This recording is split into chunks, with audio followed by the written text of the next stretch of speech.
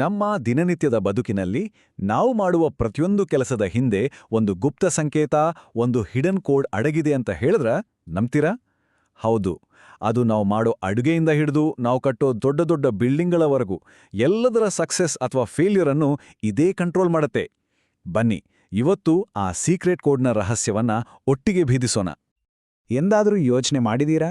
ಕೆಲವು ವಿಷಯಗಳು ಯಾಕೆ ಅಷ್ಟು ಪರ್ಫೆಕ್ಟ್ ಆಗಿ, ಅಷ್ಟು ಸಲೀಸಾಗಿ ವರ್ಕ್ ಆಗುತ್ತೆ? ಅದು ಸುಮ್ಮನೆ ಲಕ್ ಅಂತ ಅನ್ಕೋಬೇಕಾ, ಅಥವಾ ಅದ್ರ ಹಿಂದೆ ಬೇರೇನಾದ್ರೂ ಕಾರಣ ಇದೆಯಾ? ಈ ಪ್ರಶ್ನೆನೇ ನಮ್ಮ ಇವತ್ತಿನ ವಿಶ್ಲೇಷಣೆಯ ಕೇಂದ್ರ. ಒಂದು ಪರ್ಫೆಕ್ಟ್ ಅಡಿಗೆಯನ್ನೇ ಉದಾಹರಣೆಗೆ ತಗೊಳ್ಳಿ. ಎಲ್ಲಾ ಪದಾರ್ಥಗಳು ಸರಿಯಾದ ಅಳತೆಯಲ್ಲಿ ಸೇರಿದಾಗ ಅದರ ರುಚಿನೇ ಅದ್ಭುತ ಅಲ್ವಾ? ಅಷ್ಟೇ ಅಲ್ಲ, ಪ್ರತಿ ಸಲನೂ ಅದೇ ಟೇಸ್ಟ್ ಸಿಗುತ್ತೆ. ಇದು ಖಂಡಿತ ಆಕಸ್ಮಿಕವಾಗಿ ಆಗೋದಲ್ಲ. ಆದ್ರೆ ಅದೇ ಅಡಿಗೆಯಲ್ಲಿ ಒಂದು ಚೂರು ಅಳತೆ ತಪ್ಪೋಯ್ತುಂಡೆ, ಅಷ್ಟೇ ಸಾಕು, ಇಡೀ ಅಡಿಗೆ ರುಚಿನೇ ಹಾಳಾಗೋಗುತ್ತೆ. ಒಂದು ಸಣ್ಣ ತಪ್ಪು ಇಡೀ ಪ್ರಯತ್ನವನ್ನೇ ವೇಸ್ಟ್ ಮಾಡ್ಬಿಡುತ್ತೆ. ಅಂದ್ರೆ ಇಲ್ಲಿ ಸಕ್ಸಸ್ ಮತ್ತೆ ಫೇಲಿಯರ್ ಮಧ್ಯೆ ಇರೋದು ಕೇವಲ ಒಂದು ಸಣ್ಣ ಗೆರೆ ಅಲ್ಲ, ಅದೊಂದು ನಿಖರವಾದ ಅಳತೆ. ಸರಿ, ಈಗ ಕಿಚನ್ನಿಂದ ಹೊರಗೆ ಬಂದು ಒಂದು ದೊಡ್ಡ ಗಗನಚುಂಬಿ ಕಟ್ಟಡವನ್ನು ನೋಡೋಣ. ಸಾವಿರಾರು ಟನ್ ಭಾರ ಹೊತ್ತುಕೊಂಡು ಎಪ್ಪೇರ್ಪಟ್ಟ ಗಾಳಿ ಮಳೆಗೆ ಜಗ್ಗದೆ ಸ್ಟ್ರಾಂಗ್ ಆಗಿ ನಿಂತಿರುತ್ತೆ. ಇದರ ಹಿಂದೆ ಒಂದು ಪಕ್ಕಾ ಲೆಕ್ಕಾಚಾರ ಅಡಗಿದೆ.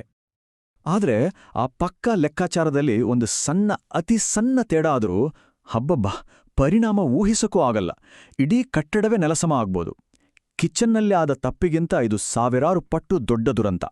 ಹಾಗಾದ್ರೆ ಈ ಪರ್ಫೆಕ್ಟ್ ಸಕ್ಸೆಸ್ ಮತ್ತೆ ಆ ಘೋರ ಫೇಲ್ಯೂರ್, ಇದರ ಹಿಂದಿರೋ ಆ ಮೂಲಭೂತ ಶಕ್ತಿ ಯಾವುದು? ಸರಿ, ಈಗ ಆ ಯಶಸ್ಸಿನ ಸೀಕ್ರೆಟ್ ಕೋಡ್ನ ಬ್ರೇಕ್ ಮಾಡೋ ಟೈಮ್. ಇದು ಯಾವುದೇ ಮ್ಯಾಜಿಕ್ ಅಲ್ಲ, ಬದಲಾಗಿ ಎಲ್ಲದರ ಹಿಂದೆ ಇರೋದು ಒಂದು ಸರಳವಾದ ತರ್ಕ. ಯಾವುದು ವರ್ಕ್ ಆಗುತ್ತೆ, ಯಾವುದು ಆಗಲ್ಲ ಅನ್ನೋದರ ಹಿಂದಿನ ಲಾಜಿಕ್ ಏನು ಅಂತ ಈಗ ಅರ್ಥ ಮಾಡ್ಕೊಳ್ಳೋಣ. ನೋಡಿ, ಈ ರಹಸ್ಯದ ಹಿಂದೆ ಯಾವುದೇ ಜಾದೂ ಇಲ್ಲ. ಇದೊಂದು ತುಂಬಾನೇ ಸಿಂಪಲ್ ಆದ ಕೇವಲ 2 ಭಾಗಗಳಿರೋ ಒಂದು ಕೋಡ್. ಒಮ್ಮೆ ಈ ಕೋಡ್ ನಮಗೆ ಅರ್ಥವಾದ್ರೆ ನಮ್ಮ ಸುತ್ತ ಇರೋ ಪ್ರಪಂಚ ಹೇಗೆ ಕೆಲಸ ಮಾಡುತ್ತೆ ಅನ್ನೋದು ಕ್ಲಿಯರ್ ಆಗ್ಬಿಡುತ್ತೆ. ಈ ಕೋಡ್ನ ಆ 2 ಮುಖ್ಯ ಭಾಗಗಳೇ ಅನುಪಾತ ಮತ್ತು ಸಮಾನುಪಾತ, ಅಂದ್ರೆ ರೇಷಿಯೋ ಮತ್ತು ಪ್ರಪೋರ್ಷನ್. ಇವು ಹೋಲಿಕೆ ಮತ್ತು ಸ್ಕೇಲಿಂಗ್, ಅಂದ್ರೆ ಅಳತೆ ಬದಲಾವಣೆಯ ತತ್ವಗಳ ಮೇಲೆ ಕೆಲಸ ಮಾಡುತ್ತವೆ. ಮೊದಲು ಇವೆರಡರ ವ್ಯತ್ಯಾಸ ಏನು ಅಂತ ತಿಳ್ಕೊಳ್ಳೋದು ಬಹಳ ಮುಖ್ಯ. ನೋಡಿ, ರೇಷಿಯೋ ಅಂದ್ರೆ ಹೋಲಿಕೆ. ಸಿಂಪಲ್ ಆಗಿ ಹೇಳೋದಾದ್ರೆ ಒಂದು ವಸ್ತುವಿಗೆ ಹೋಲಿಸಿದರೆ ಇನ್ನೊಂದು ವಸ್ತು ಎಷ್ಟಿದೆ ಅಂತ ಹೇಳೋದು. ಇದನ್ನೇ ನಾವು ರೆಸಿಪಿ ಅಂತ ಕರಿಬೋದು. ಮತ್ತೊಂದು ಕಡೆ ಪ್ರೊಪೋರ್ಷನ್ ಅಂದ್ರೆ ಸಮಾನುಪಾತ. ಇದರ ಅರ್ಥ ಆ ಮೂಲ ರೆಸಿಪಿ ಇದೆಯಲ್ಲ, ಅದನ್ನ ಚೇಂಜ್ ಮಾಡದೆ ವಸ್ತುವಿನ ಸೈಜನ್ನ ಮಾತ್ರ ದೊಡ್ಡದು ಅಥವಾ ಚಿಕ್ಕದು ಮಾಡೋದು. ಹಾಗಾದ್ರೆ ಈ ರೇಷಿಯೋ ಮಧ್ಯೆ ಪ್ರಪೋರ್ಷನ್ ಯಾಕಿಷ್ಟು ಇಂಪಾರ್ಟೆಂಟ್? ನೋಡಿ, ಅದಕ್ಕೆ 3 ಮುಖ್ಯ ಕಾರಣಗಳಿವೆ. 1, ಸ್ಥಿರತೆ ಅಂದ್ರೆ ಕನ್ಸಿಸ್ಟೆನ್ಸಿ. 2, ನ್ಯಾಯಸಮ್ಮತತೆ ಅಂದ್ರೆ ಫೇರ್ನೆಸ್. ಮತ್ತು 3, ಅಳತೆ ಬದಲಾವಣೆ ಅಂದ್ರೆ ಸ್ಕೇಲಿಂಗ್. ಇವು ನಮ್ಮ ಜೀವನದಲ್ಲಿ ಹೇಗೆಲ್ಲ ಪ್ರಭಾವ ಬೀರುತ್ತೆ ಅಂತ ಒಂದೊಂದಾಗಿ ನೋಡೋಣ. ಮೊದಲನೇದಾಗಿ ಸ್ಥಿರತೆ ಅಂದ್ರೆ ಕನ್ಸಿಸ್ಟೆನ್ಸಿ. ಯಾವುದೇ ವಿಷಯದಲ್ಲಿ ಸ್ಥಿರತೆಯನ್ನ ಕಾಪಾಡಿಕೊಳ್ಳೋದು ತುಂಬಾ ಮುಖ್ಯ ಅಲ್ವಾ?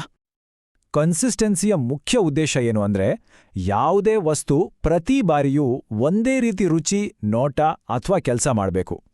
ಬೆಸ್ಟ್ ಎಕ್ಸಾಂಪಲ್ ಅಂದ್ರೆ ಒಂದು perfect cup coffee. Cup size ಚಿಕ್ಕದಿರಲಿ ದೊಡ್ಡದಿರಲಿ, ಕಾಫಿ ಮತ್ತು ಹಾಲಿನ ರೇಷಿಯೋ ಮಾತ್ರ ಒಂದೇ ರೀತಿ ಇದ್ರೆ ಅದರ ಟೇಸ್ಟ್ ಕೂಡ ಪ್ರತಿ ಸಲಾನೂ ಪರ್ಫೆಕ್ಟ್ ಆಗಿರುತ್ತೆ. ಇದೇ ರೇಷಿಯೋದ ಪವರ್. ಸರಿ, ಇನ್ನು ಮುಂದಿಂದು ತುಂಬಾನೇ ಇಂಟ್ರೆಸ್ಟಿಂಗ್ ಕಾನ್ಸೆಪ್ಟ್, ನ್ಯಾಯಸಮ್ಮತತೆ ಅಂದ್ರೆ ಫೇರ್ನೆಸ್. ಇದು ಸಂಪನ್ಮೂಲಗಳನ್ನ ಹೇಗೆ ನ್ಯಾಯಯುತವಾಗಿ ಹಂಚಬೇಕು ಅನ್ನೋದರ ಕಡೆ ನಮ್ಮ ಗಮನ ಸೆಳೆಯುತ್ತೆ. ಇಲ್ಲಿರೋ ಉದಾಹರಣೆ ನೋಡಿ. 2 ವ್ಯಕ್ತಿಗಳು ಒಂದು ಕೆಲಸಕ್ಕೆ ಹಣ ಹಾಕ್ತಾರೆ ಅಂದ್ಕೊಳ್ಳಿ. ಒಬ್ರು ಎಕರ ಭಾಗ, ಇನ್ನೊಬ್ರು 3 ಭಾಗ. ಲಾಭವನ್ನ ಸಮಾನವಾಗಿ ಅಂದ್ರೆ ಈಕ್ವಲ್ ಆಗಿ ಹಂಚಿದ್ರೆ ಇಬ್ರಿಗೂ 50-50% ಸಿಗುತ್ತೆ.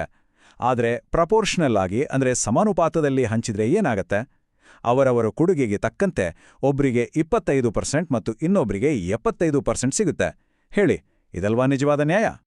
ಮತ್ತು ಕೊನೆಯದಾಗಿ ಸ್ಕೇಲಿಂಗ್ನ ಪವರ್. ಇದು ನಿಜಕ್ಕೂ ಒಂದು ಅದ್ಭುತವಾದ ಕಾನ್ಸೆಪ್ಟ್.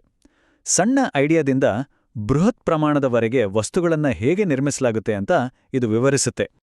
ಒಂದು ದೊಡ್ಡ ಬಿಲ್ಡಿಂಗ್ ಹೇಗೆ ಕಟ್ತಾರೆ ಅಂತ ಯೋಚಿಸಿ. ಎಲ್ಲ ಶುರುವಾಗೋದು ಒಂದು ಬ್ಲೂಪ್ರಿಂಟ್ನಿಂದ, ಅಂದ್ರೆ ಪಕ್ಕಾ ರೇಷಿಯೋಗಳಿರೋ ಒಂದು ಚಿಕ್ಕ ಪ್ಲಾನ್. ಆಮೇಲೆ ಡಿಸೈನ್ನ ಪ್ರಪೋರ್ಷನ್ ಸರಿದೆಯಾ ಅಂತ ಟೆಸ್ಟ್ ಮಾಡಕ್ಕೆ ಒಂದು ಸಣ್ಣ ಮಾಡೆಲ್ ರೆಡಿ ಮಾಡ್ತಾರೆ. ಕೊನೆಗೆ ಆ ಮೂಲ ಪ್ಲಾನ್ಗೆ ಪರ್ಫೆಕ್ಟ್ ಪ್ರಪೋರ್ಷನ್ನಲ್ಲಿ ಒಂದು ಪೂರ್ಣ ಗಾತ್ರದ ಗಗನಚುಂಬಿ ಕಟ್ಟಡವನ್ನೇ ನಿರ್ಮಿಸಲಾಗುತ್ತೆ. ಹೀಗೆ ಮಾಡೋದ್ರಿಂದಲೇ ಆ ಕಟ್ಟಡ ಅಷ್ಟು ಸ್ಟ್ರಾಂಗ್ ಆಗಿ ನಿಲ್ಲೋದು. ಸೊ ಇದರಿಂದ ಏನ್ ಗೊತ್ತಾಗುತ್ತೆ? ನಾವು ಬದುಕ್ತಿರೋ ಇಡೀ ಪ್ರಪಂಚವೇ ಈ ರೇಷ್ಯೋಗಳ ಅಡಿಪಾಯದ ಮೇಲೆ ನಿಂತಿದೆ. ಒಂದು ಪೇಂಟಿಂಗ್ನ ಸೌಂದರ್ಯದಿಂದ ಹಿಡಿದು ನಮ್ಮ ನಗರಗಳ ವಿನ್ಯಾಸದವರೆಗೆ ಈ ಸೀಕ್ರೆಟ್ ಕೋಡ್ ನಮ್ಮ ಸುತ್ತಮುತ್ತ ಎಲ್ಲಾ ಕಡೆ ಇದೆ. ನಾವು ಗಮನಿಸದಿದ್ರೂ ನಮ್ಮ ಜೀವನವನ್ನ ರೂಪಿಸುತ್ತಿದೆ. ಈ ಒಂದು ವಾಕ್ಯ ಎಲ್ಲವನ್ನೂ ಹೇಳುತ್ತೆ. ಅವು ನಮಗೆ ವಸ್ತುಗಳನ್ನ ಮುರಿದೇ ಹೊಂದಿಕೊಳ್ಳಲು, ಮರುಗಾತ್ರಗೊಳಿಸಲು ಮತ್ತು ನ್ಯಾಯಯುತವಾಗಿ ಹೋಲಿಸಲು ಅವಕಾಶ ಮಾಡಿಕೊಡುತ್ತವೆ. ಇದೇ ರೇಷ್ಯೋ ಮತ್ತು ಪ್ರಪೋರ್ಷನ್ನ ನಿಜವಾದ ಶಕ್ತಿ. ಒಂದು ಕ್ಷಣ ಯೋಚಿಸಿ, ಇವುಗಳಿಲ್ದಿದ್ರೆ ನಮ್ಮ ಇವತ್ತಿನ ಆಧುನಿಕ ಜಗತ್ತು ಇರೋಕೆ ಸಾಧ್ಯನೇ ಇರಲಿಲ್ಲ. ಈಗ ಆ ಸೀಕ್ರೆಟ್ ಕೋಡ್ ಎಲ್ಲರಿಗೂ ಸ್ಪಷ್ಟವಾಗಿ ಕಾಣಿಸ್ತಿದೆ ಅಲ್ವಾ? ಹಾಗಾದ್ರೆ ಇನ್ಮುಂದೆ ನಿಮ್ಮ ಸುತ್ತಮುತ್ತ ಗಮನ ಇಟ್ಟು ನೋಡಿ. ನಿಮ್ಮ ಕಣ್ಣು ಮುಂದೆ ಈ ರೇಷ್ಯೋ ಪ್ರಪೋರ್ಷನ್ನ ನಿಯಮ ಬೇರೆ ಎಲ್ಲೆಲ್ಲಿ ಅಡಗಿದೆ ಅಂತ ಹುಡುಕೋಕ್ ಪ್ರಯತ್ನಿಸಿ. ನಿಮಗ್ ಸಿಗೋ ಉತ್ತರಗಳು ಬಹುಶಃ ನಿಮ್ಮನ್ನೇ ಆಶ್ಚರ್ಯಗೊಳಿಸ್ಬೋದು.